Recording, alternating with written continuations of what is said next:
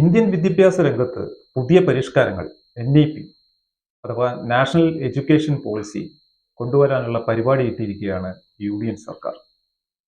ഒറ്റനോട്ടത്തിൽ ഏറെ വിപുലമായ, ചരിത്രബോധമില്ലാത്ത, ശാസ്ത്രീയമായ യാതൊരു അടിത്തറയുമില്ലാത്ത പരിഷ്കാരമായിട്ടാണ് ഇതിനെ നമുക്ക് കാണാൻ കഴിയും. ലോകരാഷ്ട്രങ്ങളോട് കിടപിടിക്കുന്ന കേരളത്തിലെ വിദ്യാഭ്യാസ സമ്പ്രദായത്തിന് ഇത് വലിയ ആഘാതം സൃഷ്ടിക്കുമെന്നതിൽ തർക്കമില്ല.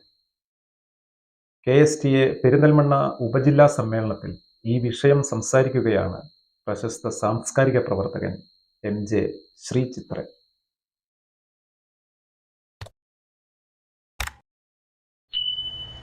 ഏറ്റവും പ്രധാനപ്പെട്ട ഒരു കാര്യം, നമ്മുടെ നാട്ടിലെ അധ്യാപനത്തിന്റെ അലകും പിടിയും മാറിയ ഒരു കാലത്തിലൂടെയാണ് നമ്മൾ കടന്നു പോകുന്നത്. കഴിഞ്ഞ ഇപ്പോൾ നടന്നുകൊണ്ടിരിക്കുന്ന അടക്കമുള്ള രണ്ട് ഇടതുപക്ഷ സർക്കാരിന്റെ കാലം എന്ന് പറയുന്നത് കേരളത്തിന്റെ വിദ്യാഭ്യാസ രംഗത്തിലെ ചരിത്രത്തിലെ തന്നെ ഏറ്റവും നിർണായകമായ, ഏറ്റവും ഇന്ന് വരെയുള്ള വിദ്യാഭ്യാസ രംഗത്തെ പുരോഗതിയെ സംബന്ധിച്ചിടത്തോളം ഏറ്റവും അഭിമാനകരമായ വർഷങ്ങളാണ് കടന്നുപോയത് എന്ന് വിദ്യാഭ്യാസ രംഗവുമായി ബന്ധപ്പെട്ട് പ്രവർത്തിക്കുന്ന എല്ലാവരും പറയുന്നതാണ്. അത് ഇടതുപക്ഷക്കാർ മാത്രം പറയുന്നതല്ല, സഖാക്കൾ മാത്രം പറയുന്നതല്ല. നിഷ്പക്ഷമായ വിദ്യാഭ്യാസത്തെ കുറിച്ച് ചിന്തിക്കുന്ന ആളുകൾ പോലും, അടുത്ത കാലത്ത് ഡോക്ടർ തിലകിനെ പോലെയൊക്കെയുള്ള, ജയശങ്കർ പോലെയുള്ള ഇടതുപക്ഷക്കാരൊന്നും അല്ലാത്ത വിദ്യാഭ്യാസ ചിന്തകരോടൊപ്പമുള്ള ചർച്ചയിൽ പങ്കെടുക്കുമ്പോൾ പോലും അവരടക്കം കഴിഞ്ഞ ഈ സർക്കാരിന്റെയും കഴിഞ്ഞ ടൈമിലുള്ള ഇടത് സർക്കാരിന്റെയും നേതൃത്വത്തിൽ കേരളത്തിൽ നടന്ന വിദ്യാഭ്യാസ രംഗത്തെ മാറ്റത്തെ കുറിച്ച് വളരെ അഭിമാനകരമായ കാര്യങ്ങളാണ് പങ്കുവെക്കുന്നത്. അത് നമുക്ക് എല്ലാവർക്കും അറിയുന്ന കാര്യമാണ്. വിദ്യാഭ്യാസ രംഗത്ത് കഴിഞ്ഞ കുറച്ചു കാലത്തിനിടയ്ക്ക് നടന്നത് സമൂലമായ അനവധി പരിഷ്കരണങ്ങളാണ്.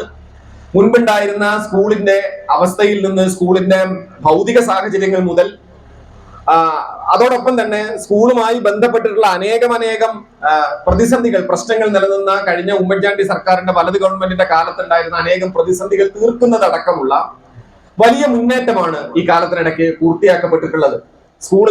സ്കൂളുകളുടെ ഭൗതിക സൗകര്യങ്ങൾ എന്നുള്ളതൊക്കെ വലിയ മാറ്റങ്ങൾക്ക് വിധേയമായത് ഇപ്പോഴത്തെ കുട്ടികൾക്ക് തന്നെ കൺമുന്നിൽ കാണാവുന്ന കാഴ്ചയായിട്ട് ഇങ്ങനെ മുമ്പിൽ നിൽക്കുകയാണ്. എന്റെ മോൾ 8ാം ക്ലാസ്സിലാണ് പഠിക്കുന്നത്, പൊതുവിദ്യാലയത്തിലാണ് നാട്ടിലെ. അവിടെ ഉള്ള സൗകര്യം, ഞാൻ എന്റെ കുട്ടിക്കാലത്തുണ്ടായിരുന്ന സ്കൂളിന്റെ അവസ്ഥയും ഇന്നും കൂടി പോയി നോക്കുമ്പോൾ ഞാൻ മുമ്പ് കണ്ടിരുന്ന സ്കൂളാണ് ഇത് എന്ന് ഓർക്കാൻ പോലും പറ്റാത്ത വിധത്തിലാണ് മാറ്റങ്ങൾ ഉണ്ടായിട്ടുള്ളത്. പക്ഷെ ഈ മാറ്റങ്ങളെല്ലാം സംജാതമായിരിക്കുമ്പോഴും നമ്മൾ തിരിച്ചറിയുന്ന ഒരു വലിയ വാസ്തവം, നമ്മുടെ വിദ്യാഭ്യാസ രംഗം ഒന്നടങ്കം വലിയൊരു പ്രതിസന്ധിയിലേക്ക്, ഇത്രമാത്രം വലിയ കരുത്തുറ്റ അധ്വാനാത്മകമായ ഒരു പ്രവർത്തനം നടത്തിയതിനു ശേഷവും വലിയൊരു പ്രതിസന്ധിയിലേക്ക് പ്രവേശിക്കുന്നു എന്നതാണ് ഇതിനകത്ത് ഏറ്റവും നിരാശാജനകമായ ഒരു പ്രശ്നം. അത് കേരളത്തിലെ ഭരണകൂടത്തിന്റെയോ ഇവിടെയുള്ള അധ്യാപകരുടെയോ, പലപ്പോഴും ഇവിടെ കുറ്റപ്പെടുത്താറുള്ളത് അധ്യാപകരെയും ഇവിടുത്തെ മറ്റ് ഒഫീഷ്യൽസിനെയും സ്റ്റാഫിനെയും ഒക്കെയാണ്. അവരുടെ ആരുടെയും പ്രശ്നമല്ല, മറിച്ച് ഈ രാജ്യം ഭരിക്കുന്നവർക്ക് ഈ രാജ്യത്തിന്റെ ഭരണത്തിനെ സംബന്ധിച്ചിടത്തോളം ഏറ്റവും സുപ്രധാനമായ വിഷയമായ വിദ്യാഭ്യാസത്തെ സംബന്ധിച്ചുള്ള സമീപനം തന്നെ വളരെ അപകടകരമായി തീരുകയും വിദ്യാഭ്യാസ രംഗത്തെ ഒന്നടങ്കം തന്നെ രാഷ്ട്രീയവൽക്കരിച്ചുകൊണ്ട്, വിദ്യാഭ്യാസത്തിന് തീർച്ചയായിട്ടും രാഷ്ട്രീയമുണ്ട്, രാഷ്ട്രീയ മുക്തമായ ഒരു വിദ്യാഭ്യാസം എന്ന് പറയുന്ന ഒരു കാര്യം ഇല്ലെന്നാണ് ഞാൻ കരുതുന്നത്. പക്ഷേ അപകടകരമായ വിധം കക്ഷി രാഷ്ട്രീയവൽക്കരിക്കുകയും ഭരണകൂടത്തിന്റെ അധികാരത്തിന്റെ താല്പര്യങ്ങൾ നടത്താനുള്ള ഒരു സ്ഥലമാണ് ഇന്ത്യയുടെ വിദ്യാഭ്യാസ രംഗം എന്ന നിലയ്ക്ക് പ്രായോഗികമായി തന്നെ വിദ്യാഭ്യാസ രംഗം മാറ്റി എഴുതപ്പെട്ട ഒരു കാലത്തിലൂടെയാണ് നമ്മൾ കടന്നു പോകുന്നത്. ഇപ്പൊ നമ്മൾ ഓർക്കേണ്ട വളരെ അടിസ്ഥാനപരമായ ചില ചരിത്ര യാഥാർത്ഥ്യങ്ങളുണ്ട്. നമുക്ക് എല്ലാവർക്കും അറിയാം, നമ്മുടെ വിദ്യാഭ്യാസം, സ്വതന്ത്ര ഇന്ത്യയുടെ വിദ്യാഭ്യാസം ആരംഭിക്കുന്ന സമയത്ത് നമ്മൾ എന്താണ് വിദ്യാഭ്യാസം കൊണ്ട് ലക്ഷ്യമിട്ടത്? ഈ കാര്യത്തെക്കുറിച്ച് ആദ്യത്തെ ഇന്ത്യയുടെ വിദ്യാഭ്യാസ മന്ത്രിയായ മൗലാന അബുൽ കലാം ആസാദിന്റെ ആദ്യത്തെ വിദ്യാഭ്യാസ നയപ്രഖ്യാപന പ്രസംഗം ഇപ്പോഴും റെക്കോർഡായിട്ട് ലഭ്യമാണ്. ആദ്യത്തെ ഇന്ത്യയുടെ പാർലമെന്റിനകത്ത് മൗലാന അബുൽ കലാം ആസാദ് ഇന്ത്യയുടെ വിദ്യാഭ്യാസ രംഗത്തെ അടിസ്ഥാനപരമായ സമീപനങ്ങൾ എന്തൊക്കെ എന്ന് വിശദീകരിക്കുന്നുണ്ട്, എണ്ണമിട്ട് വിശദീകരിക്കുന്നുണ്ട്. അവ തന്നെയാണ് ഇത്രയും വർഷങ്ങൾക്ക് ശേഷവും ആധുനിക മതേതര സ്വതന്ത്ര ജനാധിപത്യ റിപ്പബ്ലിക്കായി ഇന്ത്യ നിലനിൽക്കുന്നിടത്തോളം കാലവും ഇന്ത്യയുടെ വിദ്യാഭ്യാസത്തിന്റെ അടിസ്ഥാന സങ്കല്പമായിരിക്കേണ്ടത്. മുഴുവൻ വിശദീകരിക്കാൻ നമുക്ക് മുന്നിൽ സമയമില്ല.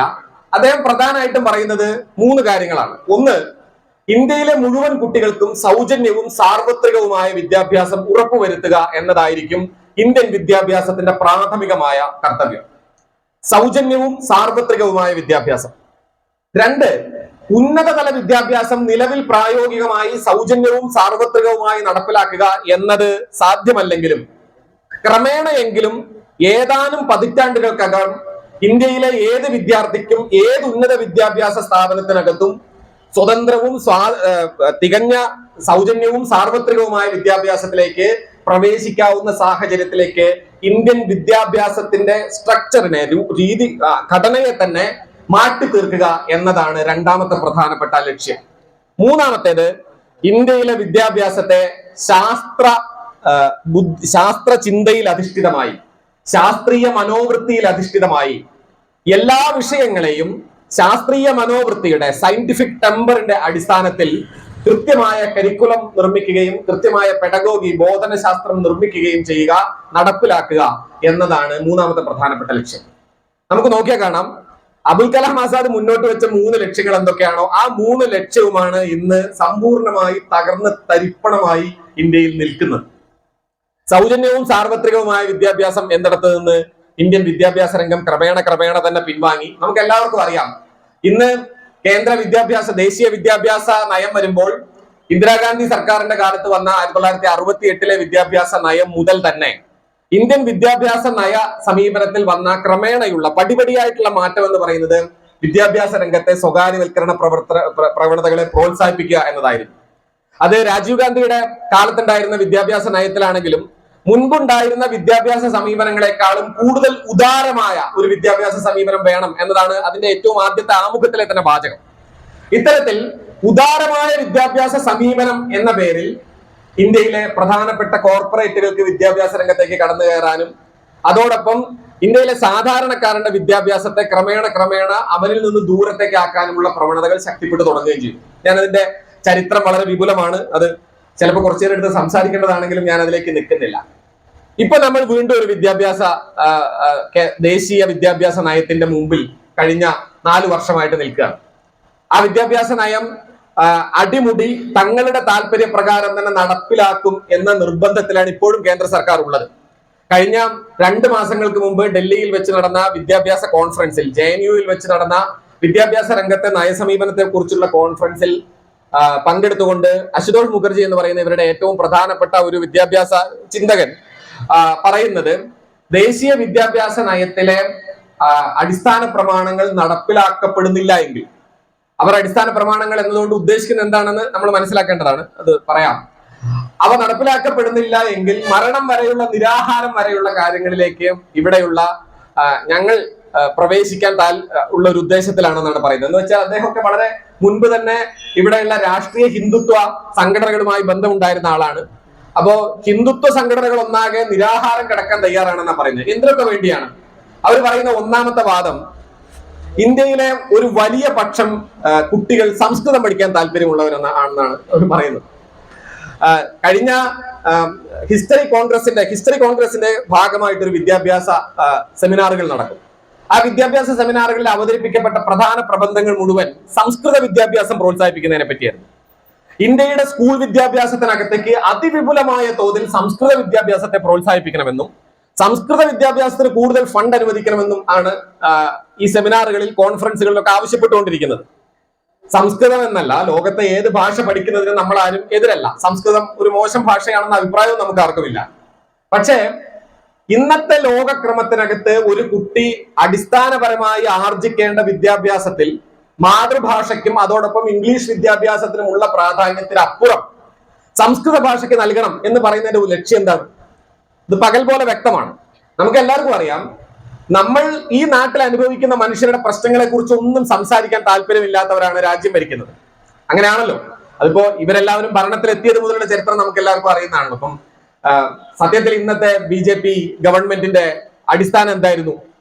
നമുക്ക് എല്ലാവർക്കും അറിയാം. ഈ നാട്ടിൽ എന്തെങ്കിലും പ്രശ്നം പറഞ്ഞുകൊണ്ടാണോ അധികാരത്തിൽ വന്നത്? ബാബറി മസ്ജിദ് സംഭവം എന്നൊരു കാര്യം ഉണ്ടായിരുന്നില്ല എന്ന് വെറുതെ സങ്കല്പിക്കുക. ഉണ്ടായിട്ടില്ല എങ്കിൽ നിലവിൽ ഇന്ത്യയുടെ അവസ്ഥ ഇതേപോലെ BJP ഭരിക്കുമല്ലെന്നൊന്നും നമുക്ക് പറയാൻ പറ്റില്ല. പക്ഷേ ഇന്നത്തെ രാഷ്ട്രീയ സ്ഥിതി ആയിരിക്കില്ല എന്ന കാര്യം ഉറപ്പാണല്ലോ. നമുക്കറിയാം, ഇന്ത്യൻ രാഷ്ട്രീയ ചരിത്രം രണ്ടാക്കി പിളർന്ന സംഭവമാണ് ബാബറി മസ്ജിദ് എന്ന് പറയുന്നത്. ബാബറി മസ്ജിദ് ഇൻസിഡന്റ് മുതൽ എന്തും നിങ്ങൾ ആലോചിച്ച് നോക്കൂ. ഈ നാട്ടിലെ സാധാരണ മനുഷ്യരുടെ ഒരു പ്രശ്നങ്ങളും, തൊഴിലില്ലായ്മയാകട്ടെ, വേതന വ്യവസ്ഥ പുലർന്നു നയിക്കുന്ന ആവട്ടെ, ഈ നാട്ടിലെ പട്ടിണിയാകട്ടെ, ഈ നാട്ടിലെ മനുഷ്യരുടെ യാതൊരു തരം ആരോഗ്യം, വിദ്യാഭ്യാസം തുടങ്ങിയ ഒരു പ്രശ്നങ്ങളെ കുറിച്ചുമല്ല അവർ സംസാരിച്ചത്. മിത്തുകൾ, ഐതിഹ്യങ്ങൾ, കഥകൾ, അതിനു മുകളിൽ കെട്ടിപ്പടുക്കപ്പെടുന്ന അനേകം മാറാല പിടിപ്പിച്ച നുണക്കഥകൾ, ഇതിന്റെയൊക്കെ ബോർഡ് നിന്നിട്ടാണ് സംസാരിക്കുന്നത്. അപ്പോൾ അതേ മാറാല കഥകളെ കൂടുതൽ കൂടുതൽ വിദ്യാഭ്യാസ രംഗത്തേക്ക് സ്ഥാപിക്കാനുള്ള ഒരു ശ്രമം കൂടിയാണ് സംസ്കൃത വിദ്യാഭ്യാസം എന്ന പേരിൽ അവതരിപ്പിക്കുന്നത്. അപ്പൊ നമുക്കറിയാം, നമ്മുടെ +2 വിദ്യാർത്ഥികൾ എല്ലാവരും ഇനി മുതൽ ഇന്ത്യ എന്ന് എഴുതി കഴിഞ്ഞാൽ കുറ്റകൃത്യമായി പ്രഖ്യാപിക്കണം. അടുത്ത കാലത്ത് ഒരു ഇൻഡാസ് പുറത്തിറങ്ങിയിരുന്നല്ലോ. എല്ലാവരും ഭാരതം എന്ന് മാത്രം എഴുതണം എന്നാണ് പറയുന്നത്. ഭാരതം എന്ന് എഴുതുന്നതിന്റെ രേഖയും സംസ്കൃതത്തിലാണ് കണ്ടെത്തുന്നത്. ഞാൻ അതിന്റെ വിശദാംശങ്ങളിലേക്ക് പോകുന്നില്ല, അതല്ല ഇപ്പൊ വിഷയം. അപ്പോൾ ഈ സംസ്കൃത വിദ്യാഭ്യാസം പ്രധാനമായി പ്രോത്സാഹിപ്പിക്കണം. ഒരു കാര്യം പറയുന്നത് അതാണ്. 2, കരാർ തൊഴിലാളികൾ എന്നിടത്ത് നിന്ന് ക്രമേണ വിദ്യാഭ്യാസ രംഗത്തെ തൊഴിൽ സാധ്യതകളെ പരമാവധി ഔട്ട്സോഴ്സ് ചെയ്യണം. ഔട്ട്സോഴ്സ് ഈ വാക്ക് തന്നെയാണ് ഉപയോഗിക്കുന്നത്. സത്യത്തിൽ തന്നെ 2 ആഴ്ച മുമ്പുള്ള ഓൺലൈൻ സെമിനാർ ഞെട്ടിച്ചൊരു കാര്യമാണ്. അതായത് ഔട്ട്സോഴ്സ് ചെയ്യുക എന്ന് പറയുന്ന കമ്പനികൾ, സ്വകാര്യ കമ്പനികൾ ഉപയോഗിക്കുന്ന അതേ വാക്കാണ് പറയുന്നത്. പരമാവധി തൊഴിലുകൾ ഔട്ട്സോഴ്സ് ചെയ്യുക എന്ന് വെച്ചാൽ എന്താണ്? അതായത് വിദ്യാഭ്യാസ രംഗത്ത് അധ്യാപനം അടക്കമുള്ള എല്ലാ ഇന്നത്തെ തൊഴിൽ രംഗത്തെയും തകർക്കുകയും തൊഴിൽ സുരക്ഷയെയും തകർക്കുകയും അവയെല്ലാം തന്നെ 1 വർഷത്തെയോ മാസങ്ങളുടെയോ കരാറുകളിലടക്കം ഏർപ്പെടുന്ന ജോലികളാക്കി, താൽക്കാലിക ജോലികളാക്കി പുനർനിർണയിക്കുകയും ചെയ്യുക എന്നുള്ളതാണ്. ഇത് ഇത്തവണത്തെ കേന്ദ്ര വിദ്യാഭ്യാസ നയത്തിന്റെ 2ാം ഭാഗം മുതൽ വളരെ പ്രധാനമായിട്ട് വന്നിരിക്കുന്ന ഒരു വിഷയമാണ്. ഈ വിശദാംശങ്ങളിലേക്ക് ഞാൻ കിടക്കുന്നില്ല. അത് കൂടുതൽ വിപുലീകരിച്ചുകൊണ്ടാണ് ഇവരിത് പറയുന്നത്. എന്ന് വെച്ചാൽ 3 വയസ്സ് മുതൽ കുട്ടി സ്കൂളിൽ വരണമെന്നാണ് പുതിയ വിദ്യാഭ്യാസ നയത്തിൽ പറയുന്നത്. LKG UKG ഇല്ല, 3 വയസ്സ് മുതൽ കുട്ടിയുടെ വിദ്യാഭ്യാസം തുടങ്ങണം. ആദ്യഘട്ടത്തിലുള്ള കുട്ടികളെ ഇന്ത്യയിലെ പ്രധാനപ്പെട്ട സംസ്ഥാനങ്ങളിലൊക്കെ ഇനി ഏൽപ്പിക്കാൻ പോകുന്നത് റിട്ടയർഡ് പട്ടാളക്കാരെയാണ് എന്നാണ് പറയുന്നത്. അത് വിദ്യാഭ്യാസ നയത്തിൽ തന്നെ ഉണ്ടായിരുന്നു. ഒരു ഭാഗത്തെ മുഴുവൻ വിദ്യാഭ്യാസ പ്രവർത്തനങ്ങളും റിട്ടയർഡ് ആർമിക്കാരെ ഏൽപ്പിക്കണം എന്നാണ്. റിട്ടയർഡ് ആർമിക്കാരോടായിക്കോട്ടെ, റിട്ടയർ ചെയ്യാത്ത ആർമിക്കാരോടാവട്ടെ, നമുക്ക് ആ തൊഴിലിനോട് ബഹുമാനമേ ഉള്ളൂ, തീർച്ചയായിട്ടും ബഹുമാനമേ ഉള്ളൂ. പക്ഷെ റിട്ടയർഡ് ആർമിക്കാർ കൈകാര്യം ചെയ്യേണ്ട ഒരു വിഷയമാണ് വിദ്യാഭ്യാസം എന്ന് കരുതുന്നതിന്റെ യുക്തി എന്താണ്? പട്ടാളക്കാരുടെ കയ്യിലാണ് നമ്മുടെ കുട്ടികളെ പഠിപ്പിക്കാൻ ഏൽപ്പിക്കേണ്ടത്. അപ്പൊ ഇതിനെ കുറിച്ചിട്ടുള്ള വിദ്യാഭ്യാസ ചർച്ചയിൽ കേന്ദ്ര വിദ്യാഭ്യാസ നയം ഉണ്ടാക്കിയ പരിപാടിയുടെ ചെയർമാൻ പറഞ്ഞ കാര്യം, ഇന്ത്യയിലെ കുട്ടികൾക്ക് ദേശസ്നേഹം വളരണമെങ്കിൽ പട്ടാളക്കാർ കുട്ടികളെ പഠിപ്പിക്കണമെന്നാണ്. അതായത് എന്തൊക്കെയാണോ ഇന്ത്യൻ രാഷ്ട്രീയത്തിന്റെ കഴിഞ്ഞ 10 വർഷത്തിനിടയ്ക്ക് നിർമ്മിച്ചെടുത്തിരിക്കുന്ന ഇന്ത്യൻ പൊതുസമൂഹത്തിലെ, ഇന്ത്യൻ ആൾക്കൂട്ടത്തിനകത്തെ മാലിന്യങ്ങൾ, വർഗീയത ഏതൊക്കെ നിലയ്ക്കാണോ ഈ നാട്ടിൽ വിഷം തുപ്പിക്കൊണ്ടിരുന്നത്, അതെല്ലാം നമ്മുടെ വിദ്യാഭ്യാസത്തിനകത്തേക്ക് കുത്തിവെക്കുക എന്നതിനെ ആസൂത്രിതമായി നടപ്പിലാക്കുന്ന ഒരു പദ്ധതിയായിട്ടാണ് ദേശീയ വിദ്യാഭ്യാസ നയം അതിന്റെ പ്രാക്ടിക്കൽ ആയിട്ടുള്ള നടത്തിപ്പ് ഉദ്ദേശിക്കുന്നത് എന്നുള്ളത് വളരെ വ്യക്തമാണ്. ഇവിടെ നിന്ന് പിൻവാങ്ങാൻ തയ്യാറല്ല എന്ന് പ്രഖ്യാപിച്ചു കഴിഞ്ഞു. ഇത്തരമൊരു ഘട്ടത്തിൽ നമ്മൾ നമ്മുടെ രാഷ്ട്രം എത്തി നിൽക്കുന്ന അപകടകരമായ, വളരെ നിരാശാജനകമായ ഒരു അന്തരീക്ഷം കൂടി മനസ്സിലാക്കേണ്ടതാണ്. വിദ്യാഭ്യാസം എന്ന് പറയുന്നത് വെറും വിദ്യാഭ്യാസത്തിന്റെ ഒരു പ്രശ്നമല്ലല്ലോ. അപ്പൊ നമുക്ക് ഇത് കേട്ടുകൊണ്ടിരിക്കുന്ന നാട്ടുകാരാവട്ടെ, നമുക്ക് എല്ലാവർക്കും അറിയാവുന്ന ഒരു കാര്യമുണ്ട്. മുമ്പ് അധ്യാപകന് കിട്ടിയിരുന്ന ബഹുമാനം ഇപ്പോഴത്തെ അധ്യാപകർക്ക് കിട്ടുന്നില്ല എന്ന് പറയും, കൊടുക്കുന്നില്ല എന്നും പറയും. അതിന്റെ പ്രധാനപ്പെട്ട കാര്യം എന്താണ്? അധ്യാപകരുടെ നന്മയും തിന്മയും മാറിയത് കൊണ്ടാണ് എന്നൊക്കെ പറയുന്നത് ഒരു വർത്താനം മാത്രമാണ്. അധ്യാപകർ എല്ലാ കാലത്തും ബഹുമാന്യരായ ഒരുപാട് അധ്യാപകരുണ്ടാവും. പ്രശ്നം എന്താണ്? വിദ്യാഭ്യാസം വലിയൊരു കച്ചവടമാക്കി മാറ്റപ്പെട്ടു. ഈ കച്ചവടം നാട്ടുകാർക്കും ബോധ്യപ്പെട്ടു. വിദ്യാഭ്യാസം ഒരു കച്ചവടമായി മാറുകയും ഒരാൾ അധ്യാപകൻ എങ്ങനെയാണ് ആവണത് എന്ന് ഞങ്ങൾക്കൊക്കെ അറിയാം എന്നൊരു മനോഭാവം നാട്ടുകാർക്കിടയ്ക്ക് പരക്കപ്പെടുകയും ചെയ്തു. അത് തെറ്റൊന്നുമല്ല, ഒരു വലിയ ശതമാനം അങ്ങനെയാണ്. ഇപ്പോൾ സ്കാൻഡിനേവിയൻ രാജ്യങ്ങളാണ് ലോകത്തിലെമ്പാടും ഏറ്റവും മികച്ച രാജ്യങ്ങൾ എന്നാണ് ഒരു വെപ്പ്. അതാണോ അല്ലേ എന്നുള്ളതൊക്കെ വേറെ തർക്കമാണ്. ഫിൻലൻഡ്, നോർവേ, അപ്പൊ അവിടെ നിന്നൊക്കെയുള്ള ഒരു സംഘം നമ്മുടെ നാട്ടിലെ വിദ്യാഭ്യാസം പഠിക്കാനായി വന്നിരുന്നു. അപ്പൊ അവര് കേരളത്തെയാണ് ഒരു പ്രധാനപ്പെട്ട സ്ഥലമായിട്ട് കണ്ടത്. കാരണം ഇന്ത്യയുടെ വിദ്യാഭ്യാസ സൂചികയിൽ ഏറ്റവും പ്രധാനമായി നിൽക്കുന്നത് കേരളമാണ്. അപ്പൊ കേരളത്തിൽ വന്ന് കേരളത്തിലെ വിദ്യാഭ്യാസ നേട്ടങ്ങളെ കുറിച്ച് അവർ പഠിക്കുന്നു. ഈ നാട്ടുകാരനായ ഏലംകുളത്ത് മുതൽ ശങ്കരൻ നമ്പൂതിരിപ്പാടിന്റെ നേതൃത്വത്തിലുള്ള ഗവൺമെന്റ് 1957 കൊണ്ടുവന്ന വിദ്യാഭ്യാസ പരിഷ്കരണത്തിന്റെ ഭാഗമായി നടന്ന വലിയ മാറ്റങ്ങളെ കുറിച്ച് പഠിക്കുന്നു. സാർവത്രിക വിദ്യാഭ്യാസത്തിൽ, സാക്ഷരതാ പ്രസ്ഥാനത്തിൽ ഒക്കെ നമ്മൾ ആർജിച്ച നേട്ടങ്ങളെ കുറിച്ച് പഠിക്കുന്നു. ഇതിനൊക്കെ ശേഷം അവർ സമകാലീന വിദ്യാഭ്യാസ രംഗത്തെ മാറ്റങ്ങളെ കുറിച്ച് പഠിക്കുന്ന സമയത്ത് അവർ അത്ഭുതത്തോടെ ചോദിക്കുന്ന ഒരു ചോദ്യമുണ്ട്. ലോകത്തെമ്പാടും ഒരു തൊഴിൽ എന്ന് പറഞ്ഞു കഴിഞ്ഞാൽ തൊഴിൽ ചെയ്തിട്ട് തൊഴിലാളിക്ക് ശമ്പളം കൊടുക്കുന്ന, അല്ലെങ്കിൽ തൊഴിലാളിക്ക് കൂലി കൊടുക്കുന്ന ഏർപ്പാടാണ്.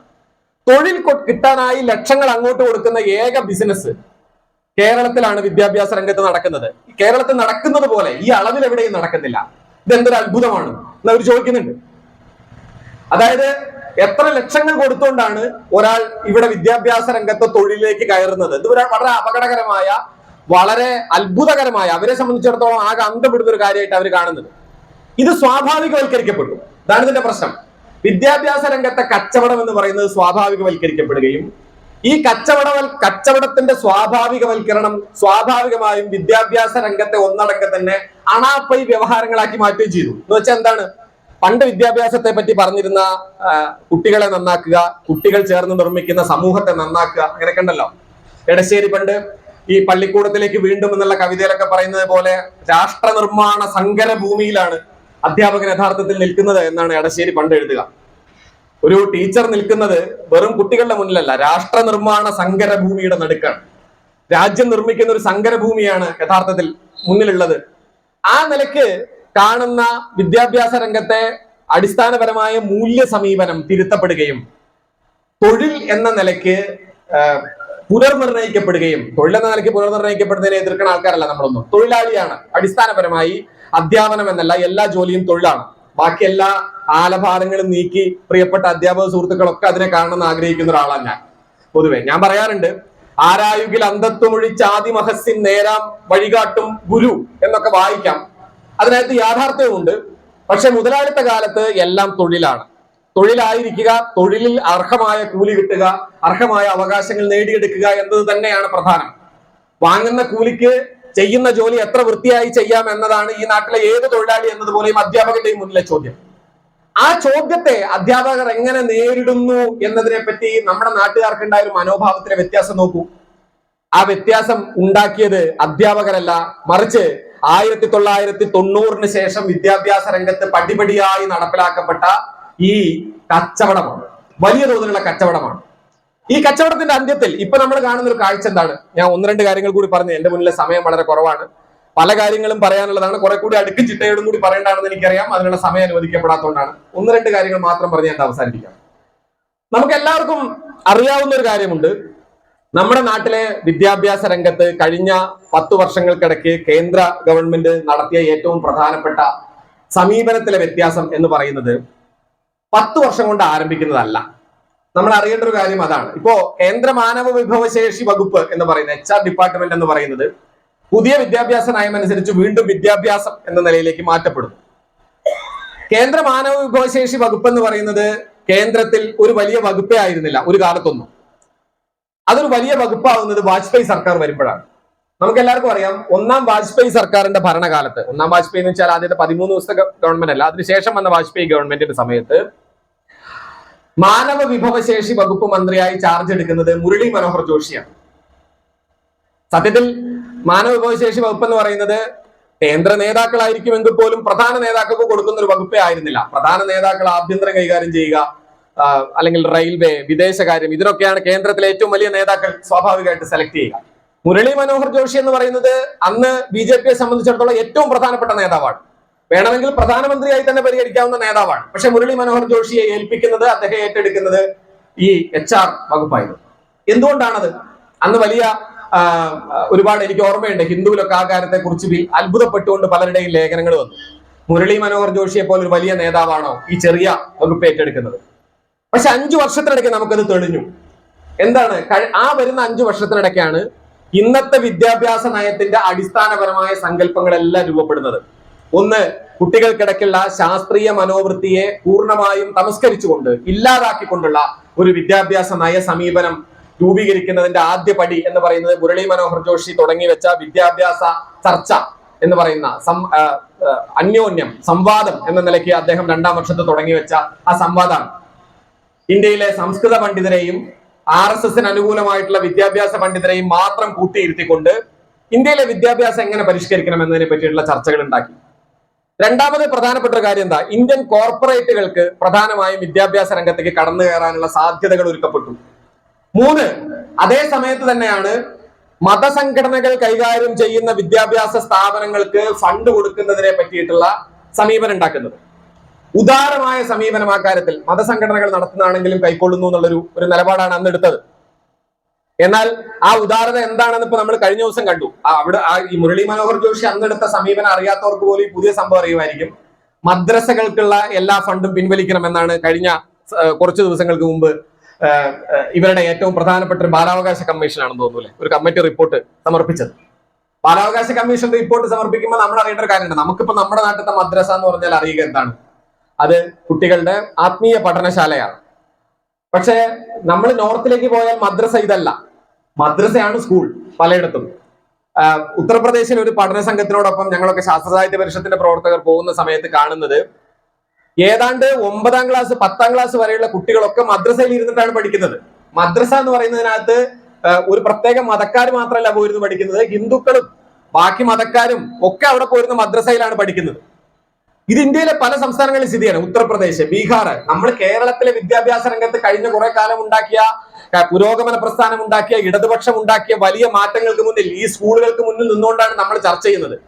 അപ്പൊ നമുക്ക് തോന്നും മറ്റു നാട്ടിലൊക്കെ ഇതേപോലെയാണെന്ന്. ഇങ്ങനെ അല്ലെന്ന് മാത്രമല്ല, എത്ര ദയനീയമാണെന്ന് പോയി കാണാം.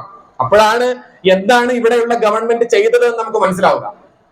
ഒരു മദ്രസയ്ക്ക് ഏതാണ്ട് ഒരു 6 റൂമാണുള്ളത് എങ്കിൽ ഏതാണ്ട് 2500-3000 കുട്ടികളാണ് അവിടെ പൊതുവിദ്യാഭ്യാസത്തിൽ ഏർപ്പെട്ടുകൊണ്ടിരിക്കുന്നത്.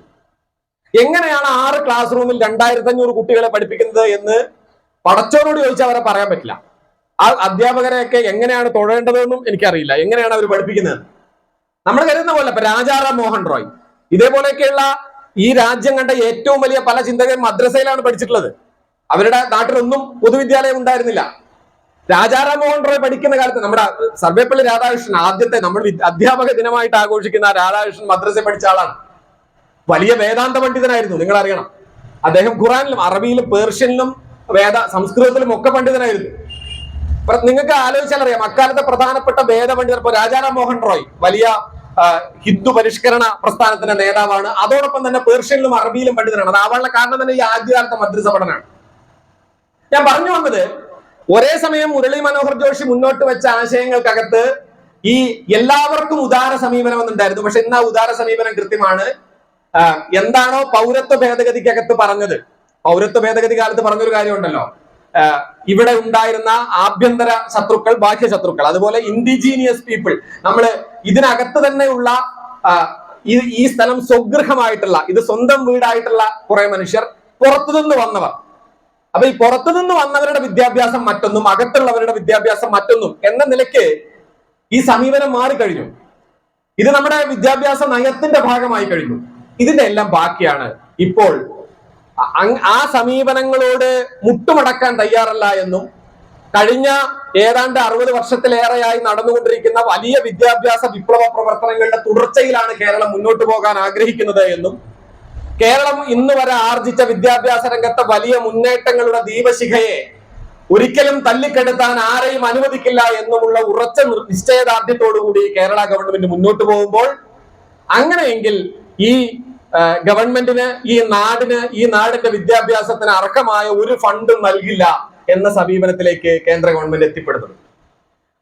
പ്രശ്നം ഇത്ര മാത്രമാണ്, ഈ പറയുന്ന എല്ലാ സമീപനങ്ങളും അംഗീകരിക്കാനും ഏതൊക്കെ നിലയ്ക്ക് വർഗീയ രാഷ്ട്രീയത്തെ കുത്തിച്ചെലുത്തിയിട്ടുള്ള ഒരു വിദ്യാഭ്യാസ നയത്തെയും അത് മുന്നോട്ട് വെക്കുന്ന വിദ്യാഭ്യാസ പരിഷ്കരണ പദ്ധതിയെയും, പരിഷ്കരണം എന്നതിനെ പറഞ്ഞുകൂടാ, വിദ്യാഭ്യാസ പ്രാകൃത പദ്ധതി എന്നൊക്കെ പറയണം, അത്ര ഒരു പദ്ധതിയെയും അംഗീകരിക്കാൻ തയ്യാറുണ്ടെങ്കിൽ ഫണ്ട് തരാം, അല്ലെങ്കിൽ ഫണ്ട് തരില്ല എന്നത് തന്നെയാണ് ഈ കാര്യത്തിലെ നിലപാട്. മറ്റനേകം കാര്യങ്ങളിൽ നമുക്ക് എല്ലാവർക്കും അറിയാം, മുണ്ട് മുറുക്കി ഉടുത്തും വലിയ തോതിൽ അഭിമാനം ചോദ്യം ചെയ്യപ്പെടുമ്പോഴും തല കുനിക്കാതെയും നിന്നൊരു നാടാണ് നമ്മുടെ നാട്. ഈ അധ്യാപകരുടെ ശമ്പളവും അധ്യാപകർക്ക് കിട്ടേണ്ട കുടിശ്ശികകളും ബാക്കി നിൽക്കുമ്പോഴും ഈ നാട്ടിലെ സാധാരണക്കാരന് കൊടുക്കുന്ന ക്ഷേമ പെൻഷനുകൾ മുടങ്ങാതെയാണ് കേരള ഗവൺമെന്റ് കാത്തു സൂക്ഷിച്ചത്. എനിക്ക് ഓർമ്മയുണ്ട്, ആ കാലത്ത് KST അടക്കമുള്ള ആൾക്കാരെടുത്ത നിലപാട്, ഒരു സർവീസ് സംഘടന അത്തരം നിലപാടുകൾ എടുക്കുന്നതൊക്കെ അപൂർവമാണ്, അത്ഭുതകരവുമാണ്. അത് രാഷ്ട്രീയ ബോധ്യം കൊണ്ട് എടുക്കുന്ന, ഞങ്ങൾക്ക് കിട്ടാനുള്ളത് കുറച്ചാലും വൈകിയാലും കുഴപ്പമില്ല, ഈ നാട്ടിലെ ക്ഷേമ പെൻഷൻ മുടങ്ങരുത് എന്നാണ്.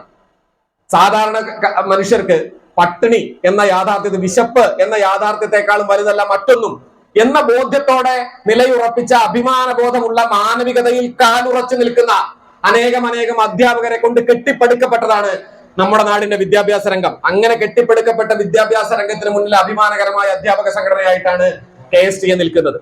അതുകൊണ്ട് തന്നെ KSTയെ സംബന്ധിച്ചിടത്തോളം ഏറ്റവും പ്രാധാന്യം അർഹിക്കുന്ന ഒന്നാണ് ഈ വിദ്യാഭ്യാസ രംഗത്തെ സമ്പൂർണമായ ഈ സാമ്പത്തിക നിരോധനത്തിനെതിരെയും ഇന്ത്യൻ വിദ്യാഭ്യാസത്തിന്റെ അലകും പിടിയും തന്നെ നശിപ്പിച്ചു കളയുന്ന ദേശീയ വിദ്യാഭ്യാസ നയത്തിനെതിരെയും ഇതിന്റെ നടത്തിപ്പിനായി നടത്തിക്കൊണ്ടിരിക്കുന്ന ഇന്ത്യയിലെ അനേകം വിദ്യാഭ്യാസ രംഗത്തെ തമസ്കരണങ്ങളുടെയും വക്രീകരണങ്ങളുടെയും യാഥാർത്ഥ്യങ്ങളെയും പൊതുജനങ്ങൾക്ക് മുന്നിൽ തുറന്നു കാണിക്കുക എന്നത് തുടർന്നു വരുന്ന ഈ KSTAയുടെ സമ്മേളനങ്ങളിലും അതിനെ തുടർന്ന് വരുന്ന KSTAയുടെ പ്രവർത്തനങ്ങളിലും ഒന്നടങ്കം അഭിമാനകരമായ ഈ രാഷ്ട്രീയ പ്രവർത്തനങ്ങളുടെ ഒരു വലിയ തുടർച്ചയെ കേരളം ഒന്നാകെ സ്വപ്നം കാണുന്നുണ്ട്. ആ വലിയ സംരംഭത്തിലേക്ക് കണ്ടുചേരുന്ന ഈ നാട്ടിലെ ഉപജില്ലാ സമ്മേളനത്തിന്റെ പൊതുസമ്മേളനത്തിന്റെ ഔപചാരികമായ ഉദ്ഘാടനം നിർവഹിച്ചതായി അറിയിക്കുന്നു.